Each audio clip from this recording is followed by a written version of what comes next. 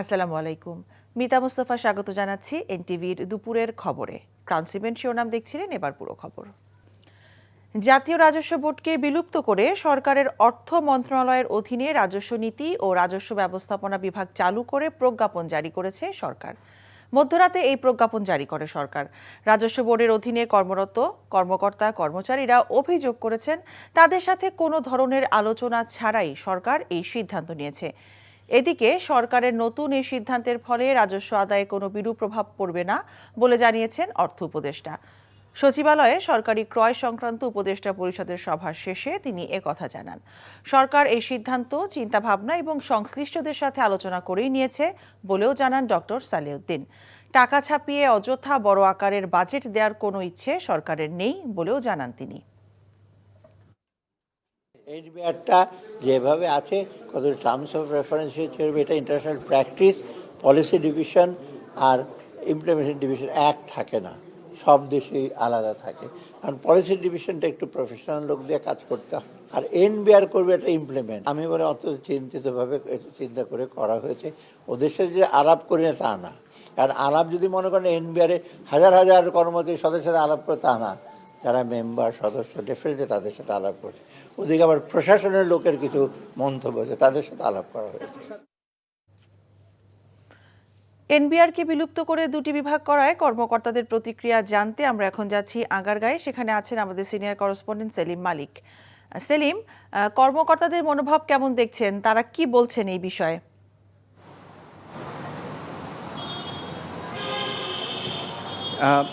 এখানে মিথ্যা কর্মকর্তারা কিন্তু কিছু ক্ষুব্ধের মধ্যে রয়েছেন, কারণ কর্মকর্তারা জানে না যে আসলে তারা কোন পক্ষে যাবে, রাজস্ব নীতি না বাস্তবায়নের পক্ষ। কারণ এখানে দুটি বিভাগ করা হয়েছে। আমি একটু বিস্তারিত যদি বলি, সেটা হলো রাজস্ব এনবিআরকে ভাগ করে দুটি বিভাগ করা হয়েছে। একটি বিভাগ করবে রাজস্ব নীতি প্রণয়ন করবে, অর্থাৎ কোন খাতে কী পরিমাণ রাজস্ব নির্ধারণ করা যেতে পারে, বা কোন খাতটাকে রাজস্ব থেকে করকে অব্যাহতি দেওয়া যেতে পারে বা কর বাড়ানো যেতে পারে, একটি আইন প্রণয়ন করবে, নীতি প্রণয়ন করবে। সেক্ষেত্রে এইসব নীতি প্রণয়ন কিন্তু আগে রাজস্ব বিভাগ এনবিআর কিন্তু যেসব কর্মকর্তারা করতেন তারাই বাস্তবায়ন করতেন।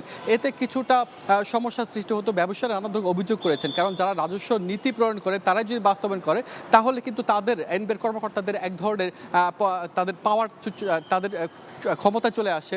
এক একজন ছোট কর্মকর্তাও কিন্তু অনেক বড় ক্ষমতা দেখাতে পারতেন ব্যবসায়ীদের উপরে। এবং ব্যবসায়ীরা যেটি অভিযোগ করেছেন যে এইসব এনবিআর কর্মকর্তারা নানা সময় তাদের উপরে বিভিন্ন ধরনের বোঝা চাপিয়ে দিচ্ছেন, রাজস্ব বোঝা, বা যে ধরনের যে ব্যবসায় যে ধরনের কর দেওয়ার কথা না, তার সেই ব্যবসায় তার চেয়েও বেশি কর আদায়ের প্রচেষ্টা চালিয়েছেন রাজস্ব কর্মকর্তারা। এবং এখানে ঘুষ এবং দুর্নীতিরও এক ধরনের ছায়া ছিল বলে ব্যবসায়ীরা অভিযোগ করেছেন। এক্ষেত্রে কিন্তু এই দুটি বিভাগকে কিন্তু অনেক বছর ধরে ব্যবসা বিভিন্ন সংগঠন কিন্তু বলে আসছে রাজস্ব নীতি এবং বাস্তবায়ন এই দুটিকে ভাগ করার জন্য, এবং অর্থনীতিবিদরাও কিন্তু এ বিষয়ে মতামত দিয়েছেন।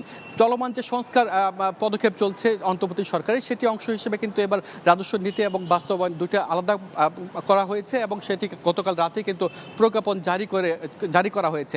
কিন্তু এই বিষয়ে কিন্তু রাজস্ব কর্মকর্তা যারা রয়েছেন তারা কিন্তু বেশ ক্ষুব্ধ হয়েছেন, কারণ তারা বলছেন যে এখন দুটি বিভাগ যেহেতু করা হয়েছে, তারা দুটি বিভাগকে তারা একসাথে কাজ করতেন। এখন কে কোন পক্ষে বা তারা রাজস্ব ভবনে যে কাজ করছেন তারা আসলে কাদের পক্ষে কাজ করবেন, তাদের কি রাজস্ব নীতিতে কাজ করবেন নাকি বাস্তবায়নে কাজ করবেন, সেটি কিন্তু তারা এখন পর্যন্ত জানেন না। এবং তাদের যে বেতন ভাতা বা সুযোগ সুবিধা তারা পেতেন রাজস্ব বোর্ড থেকে, তারা সেই সুযোগ সুবিধা বা বেতন ভাতা পাবেন কিনা সেটি কিন্তু অনিশ্চয়তার মুখে পড়েছে। এবং এটা নিয়ে এক ধরনের বিক্ষোভ প্রকাশ করবেন তারা আজকে 2টা থেকে 3টার মধ্যে। তারা বলছেন যে তাদের যে দাবি দেওয়া এবং সেগুলো যদি ঠিকঠাক মতো নিশ্চিত না করা যায়, তাহলে তাদের আন্দোলন তারা করবেন এবং তাদের যে দাবি সেটি তারা আদায় করে ছাড়বেন। তো মিতা, এই ছিল আমার কাছে রাজস্ব ভবনের খবর।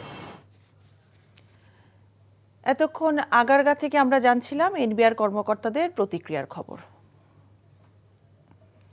রমনা বটমূলে বোমা হামলা মামলার রায় পড়া চলছে, সেই খবর জানতে যাচ্ছি হাইকোর্টে আমাদের সহকর্মী হাসান জাভেদের কাছে।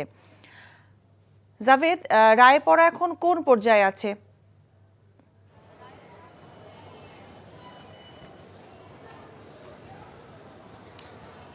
মিতা, রমনা বটমূলে যে বোমা হামলা হয়েছিল এবং সেখানে 10 জন মানুষ নিহত হয়েছিল 2001 সালের 14ই এপ্রিল, অর্থাৎ পহেলা বৈশাখে, সেই ঘটনায় কিন্তু বিচারিক আদালত 2013 সালে ফরকাতুল জিহাদ নেতা মুফতি হান্নান এবং আপনার মাওলানা তাজউদ্দিন সহ 8 জনকে মৃত্যুদণ্ড এবং 6 জনকে যাবজ্জীবন কারাদণ্ড দিয়েছিল। সেই রায়ের বিরুদ্ধে ডেথ রেফারেন্স এবং আসামিদের আপিলের শুনানি শেষে গত বৃহস্পতিবার বিচারপতি মোস্তফা জামান ইসলামের নেতৃত্বাধীন 2 সদস্যের যে হাইকোর্ট বেঞ্চ তারা রায় পড়া শুরু করেন। বৃহস্পতিবার অল্প সময় রায়ের কিছু অংশ পড়েন। আজকে সকাল 11:30টার দিকে রায় পড়া শুরু হয়। কিছুক্ষণ আগ পর্যন্ত কিন্তু অর্থাৎ 1:15 পর্যন্ত রায় পড়া টানা পড়েছেন। এখন একটু বিরতিতে আছে, আবার হয়তো 2:15 দিকে আবার কোর্ট বসবে এবং ধারণা করা হচ্ছে আজকেই রায় পড়া শেষ হবে এবং রায় শেষ হওয়ার পরেই যখন চূড়ান্ত রায়টা ঘোষণা করবে তখনই বুঝতে পারবো যে আসলে এই মামলায় যে 8 জনকে মৃত্যুদণ্ড দেওয়া হয়েছিল সেই মৃত্যুদণ্ডের রায় কি বহাল থাকবে বা কমবে নাকি খালাস পাবে। আর যে 6 জনকে যাবজ্জীবন দিয়েছিল সেই রায়টার ঠিক থাকবে না কমবে তাও কিন্তু আসলে রায় দেওয়ার পরই বোঝা যাবে। তবে আসামি পক্ষে আজকে এর আগে যে শুনানি করেছেন অ্যাডভোকেট শিশির মনির এবং SM শাহজাহান, তারা কিন্তু আসামিদের খালাসের ব্যাপারে প্রত্যাশা রাখছেন এবং রমনা বটমূল হামলা মামলার যে 2 যুগ আগে যে ঘটনা ঘটেছিল সেই মামলার 2 যুগ পর হাইকোর্ট থেকে আজকে হয়তোবা এই রায়ের মাধ্যমে এটার পরিসমাপ্তি ঘটবে। এরপর আপিলে যাবে কিনা রাষ্ট্রপক্ষ সেটাও পরে বিবেচনা হবে। তো এই ছিল আজকে এখন পর্যন্ত রমনা বটমূলে বোমা হামলা মামলার রায়ের সর্বশেষ চিত্র আমার কাছে। মিতা। হাইকোর্ট থেকে জানছিলাম রমনা বটমূলে বোমা হামলা মামলায় রায় পড়ার সবশেষ খবর। মাগুরায় ঘৃণ্য ও রোমহর্ষক শিশু আসিয়া ধর্ষণ ও হত্যা মামলার রায় ঘোষণা হবে আর মাত্র 4 দিন পর। বাদীসহ 29 জনের সাক্ষ্য গ্রহণ শেষে আগামী 17 মে রায়ের দিন ধার্য করেছে আদালত। জেলা নারী ও শিশু নির্যাতন দমন ট্রাইব্যুনালের বিচারক M জাহিদ হাসান এই ঘোষণা দেন। এ সময় অভিযুক্ত আসামি হিটু শেখ, তার স্ত্রী জায়েদা এবং 2 পুত্র সজীব এবং রাজীব উপস্থিত ছিল। মাগুরা প্রতিনিধি শফিকুল ইসলাম শফিকের পাঠানো রিপোর্ট। মাগুরায় বোনের বাড়িতে বেড়াতে গিয়ে বোনের স্বামী এবং পিতৃতুল্য বোনের শ্বশুরের পাশবিকতার শিকার হয় ছোট্ট শিশু আসিয়া। এমন ঘৃণ্য ঘটনা জানাজানি হওয়ার পর সারা দেশে তীব্র ক্ষোভ ও ঘৃণা ছড়িয়ে পড়ে। মুমূর্ষ শিশু আসিয়াকে রাজধানীর সম্মিলিত হাসপাতালে চিকিৎসা দেওয়ার পরও বাঁচানো যায়নি। এমন হৃদয় বিদারক ঘটনার পর নরপিশাচদের দ্রুত বিচারের দাবিতে উত্তাল হয় সারা দেশ। বহুল আলোচিত মাগুরার শিশু আসিয়া ধর্ষণ ও হত্যা মামলার শেষ হয়েছে যুক্তিতর্ক। 11 দিনের যুক্তিতর্ক শেষে আগামী 17 মে রায় ঘোষণার দিন ধার্য করেছে আদালত। মাগুরা নারী ও শিশু নির্যাতন দমন ট্রাইব্যুনাল আদালতের বিচারক M জাহিদ হাসান রায় ঘোষণার দিন ধার্য করেন। আদালতে যুক্তিতর্কের সময় মূল অভিযুক্ত আসামি হিটু শেখ, তার স্ত্রী জায়েদা ও 2 পুত্র সজীব এবং রাজীব উপস্থিত ছিলেন। এ সময় আদালত চত্বরে পুলিশের বাড়তি নিরাপত্তার ব্যবস্থা করা হয়। আইনজীবীরা জানান, আসিয়া ধর্ষণ ও হত্যা মামলায় যুক্তিতর্ক শেষে মামলার রায়ের দিন ধার্য করা হয়েছে। এই মামলায় বাদীসহ 29 জনের সাক্ষ্য গ্রহণ শেষ হয়েছে। এই মামলায় আসামি হিটু শেখের দোষ স্বীকারোক্তিমূলক জবানবন্দি, মেডিকেল এভিডেন্সেস এবং পারিপার্শ্বিক সাক্ষ্য সার্কামস্ট্যান্সিয়াল এভিডেন্সেস যদি আমরা কম্পেয়ার করি, তুলনামূলকভাবে পর্যালোচনা করি, আমরা দেখতে পাই যে এই মামলার এভিডেন্স অন রেকর্ডে আসামি সহ অন্যান্যদের বিরুদ্ধে যারা অ্যাকিউজ, যে 4 জন আসামি রয়েছেন, সকলের বিরুদ্ধে আনিত অভিযোগ প্রমাণিত হয়েছে। এর আগে গেল 6 মার্চ বোনের বাড়িতে বেড়াতে গিয়ে বোনের শ্বশুরের কাছে ধর্ষণের শিকার হয় 8 বছরের শিশু আসিয়া। 9 মার্চ আসিয়ার মা আর আয়শা খাতুন বাদী হয়ে মামলা করলে পুলিশ 4 জনকে আটক করে। NTV news desk. দুদকের মামলায় 3 বছরের কারাদণ্ডের বিরুদ্ধে আপিলের জন্য বিএনপির ভারপ্রাপ্ত চেয়ারম্যান তারেক রহমানের স্ত্রী জুবায়েদা রহমানকে 587 দিনের বিলম্ব মার্জনা করেছে হাইকোর্ট। আজ বিচারপতি মোহাম্মদ খসরুজ্জামানের হাইকোর্ট বেঞ্চ এই আদেশ দেন। এর মাধ্যমে 3 বছরের সাজার বিরুদ্ধে আপিলের অনুমতি পেলেন জুবায়েদা রহমান। 2023 সালের 2 অগস্ট ওই মামলায় বিচারিক আদালত বিএনপির ভারপ্রাপ্ত চেয়ারম্যান তারেক রহমানকে 9 বছর এবং তার স্ত্রী জুবায়েদা রহমানকে 3 বছরের কারাদণ্ড দেয়। সাজার পাশাপাশি আদালত তারেক রহমানের জ্ঞাত আয় বহির্ভূত 2,74,93,087 টাকার সম্পদ রাষ্ট্রের অনুকূলে বাজেয়াপ্ত করার আদেশ দেন। এছাড়া তারেক রহমানকে 3 কোটি টাকা এবং জুবায়েদাকে 35 লাখ টাকা অর্থদণ্ড দেয়া হয়।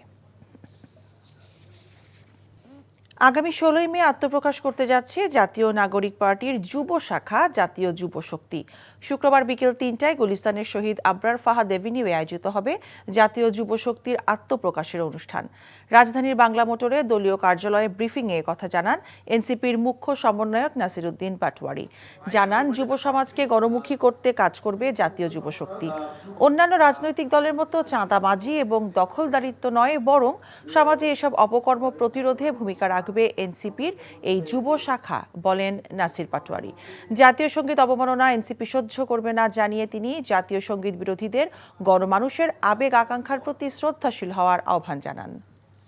বাংলাদেশকে নতুনভাবে পুনর্গঠন করার জন্য আমাদের জাতীয় নাগরিক পার্টির একটি গুরুত্বপূর্ণ অঙ্গ সংগঠন জাতীয় যুব শক্তি আত্মপ্রকাশ করতে যাচ্ছে। 71 আমাদের ভিত্তিমূল, আমরা 24-এ সেটা রিক্লেম করেছি এবং এই ভিত্তিমূল আমাদের থাকতে হবে। যদি কোনো গোষ্ঠী, কোনো পক্ষ 71-কে বাইপাস করে রাজনীতি করতে চায়, এটা তাদের রাজনীতিটা বুমেরাং হবে। আগামী অর্থবছরে ক্ষুদ্র উদ্যোক্তাদের জন্য 500 কোটি টাকা বরাদ্দ চেয়েছে এসএমই ফাউন্ডেশন। মঙ্গলবার ইকোনমিক রিপোর্টার্স ফোরাম আয়োজিত কর্মশালায় এসএমই ফাউন্ডেশনের চেয়ারম্যান মুশফিকুর রহমান বলেন, অন্তত 4টি বাজেটে সুনির্দিষ্ট কিছু বরাদ্দ প্রস্তাব করা হলেও তা বাস্তবায়ন করা হয়নি। আগামী বাজেটে 100টিরও বেশি প্রস্তাব করা হয়েছে ক্ষুদ্র উদ্যোক্তাদের জন্য। এসএমই ফাউন্ডেশনের বিভিন্ন কর্মসূচির সরাসরি সুবিধাভোগী 35,000 ক্ষুদ্র ও মাঝারি উদ্যোক্তা বলেও জানান সংস্থাটির চেয়ারম্যান। তাই কর্মসংস্থান বাড়াতে আগামী বাজেটে প্রস্তাবিত অর্থ বরাদ্দের দাবিও জানান Mushfiqur Rahman. Cricket. ICC world test চ্যাম্পিয়নশিপের ফাইনাল খেলতে দল ঘোষণা করেছে অস্ট্রেলিয়া। জায়গা পেয়েছেন অলরাউন্ডার ক্যামেরন গ্রিন।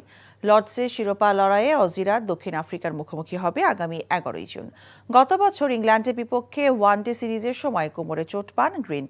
তারপর অক্টোবরে সার্জারিও করান, কিন্তু খেলায় ফিরেছেন গত মাসে ইংলিশ কাউন্টি দিয়ে। শ্রীলঙ্কার বিপক্ষে সাম্প্রতিক টেস্ট সিরিজ মিস করার পর দলে ফিরেছেন অধিনায়ক প্যাট কামিন্স ও সতীর্থ পেসার জশ হ্যাজালউড। দলে রয়েছেন অভিজ্ঞ স্টিভ স্মিথ, মিচেল স্টার্করা। Usman Khawaja, Travis Head, Alex Carey, Nathan লায়নরাও রয়েছেন স্কোয়াডে। এতে পুরনো শক্তিশালী দলটাই পাচ্ছে অস্ট্রেলিয়া। দ্য ওভালে 2023 সালের ফাইনালে ভারতকে হারিয়ে অস্ট্রেলিয়া টেস্ট চ্যাম্পিয়নশিপ ঘরে তুলেছিল। এবারও প্রোটিয়াদের বিপক্ষে শিরোপায় চোখ কামিন্সদের। এই ছিল দুপুরের খবরে। এই খবরের ভিডিও সহ আপডেট জানতে ভিজিট করুন এনটিভি অনলাইন www.ntvbd.com। এছাড়াও এনটিভির জনপ্রিয় সব অনুষ্ঠান ও খবরের আপডেট জানতে ভিজিট করুন আমাদের ইউটিউব ও ভেরিফাইড ফেসবুক পেজ। 5টায় দেশের খবর দেখার আমন্ত্রণ রইল। সবাইকে ধন্যবাদ।